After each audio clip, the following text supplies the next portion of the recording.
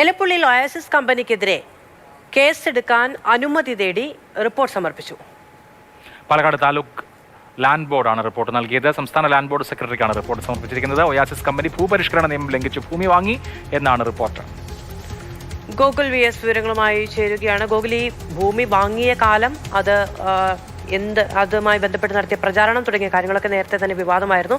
അതിനുശേഷമാണ് ഈ ഭൂപരിഷ്കരണ നിയമം ലംഘിച്ചാണ് ഭൂമി വാങ്ങിക്കൂട്ടിയത് എന്നൊരു ആരോപണം കൂടി വന്നിരിക്കുന്നത്. റിപ്പോർട്ടിന്റെ വിശദാംശങ്ങൾ എന്തൊക്കെയാണ്?